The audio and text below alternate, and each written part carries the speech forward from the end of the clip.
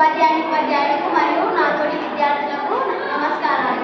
నా పేరు టి అశ్విన్. నేను బైపీసీ సెకండ్ ఇయర్ చదువుతున్నాను.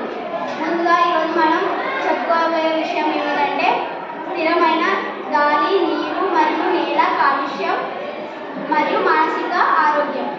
ముందుగా మనకు ప్రకృతి ఎన్నో రకాల వనరులను మనకు అందజేస్తుంది. దానిలో ముందుగా నీరు, నేల మరియు గాలి. ఇవి లేకపోతే మనుషులు అనేవారు అనే జీవనం చాలా తగ్గిపోతుంది.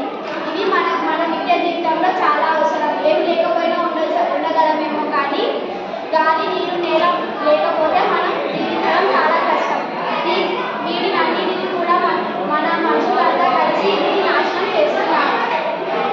ముందుగా వాయు కాలుష్యం వల్ల చాలా మనుషులు మరియు జంతువులు కూడా ప్రాణ నష్టం కలుగుతుంది. వీటిలో వాయువు వల్ల రిలీజ్ అయ్యే చాలా రకాలైనటువంటి కార్బన్ మరియు కార్బన్ మోనాక్సైడ్ అలాంటి రసాయన కెమికల్స్ రావడం వల్ల మనుషులు అనేవారు నష్టపోతున్నారు. ఇందులో మనుషులకే కాదు, జంతువులకు మరియు సూక్ష్మజీవులకు మరియు ఎన్నో దానికి కూడా ప్రాణ నష్టం కలుగుతుంది. దీనిని తగ్గించడానికి వెహికల్స్ తక్కువగా ఉపయోగించడం మరియు ఫ్యాక్టరీల నుంచి విడుదలయ్యే వాయువులను తక్కువ చేయడం వంటివి చాలా ముఖ్యం.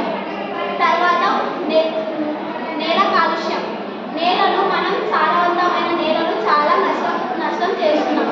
దీనిలో ముందుగా కెమికల్స్ వాడడం వల్ల మరియు అనేక రకాలైనటువంటి పదార్థాలను వాడడం నేల సారవంతం తగ్గిపోతుంది. ఆ నేలలో పండినటువంటి పంటల యొక్క ఆహారాన్ని మనం తినడం వల్ల మన ఆరోగ్యం కూడా చాలా చెడిపోతుంది. అలాంటి ఆహారాన్ని తిన్న వాళ్ళంతా కూడా చెడిపోతారు. అలాగే జంతువులు మరియు ఎన్నో రకాలైనటువంటి చిన్న చిన్న ప్రాణులు కూడా బలవుతాయి. అలాగే నెక్స్ట్గా నీటి కాలుష్యం వల్ల నీటిలో అనేక రకాలైనటువంటి వ్యర్థ పదార్థాలను పడడం వల్ల అవే నీటిని మనం తాగడం మరియు జంతువులు తాగడం వల్ల జంతువులకు మరియు మనుషులకు ప్రాణ నష్టం కలుగుతుంది. వీటన్నిటి ప్రభావం ఒక మానవులపైనే చూపిస్తుంది. మానవులలో అనేక రకాలైనటువంటి రోగాలు మరియు డిసీజెస్ రావడం వల్ల మనుషులు అనేవాళ్ళు చనిపోతారు. ఇవన్నీ కూడా మన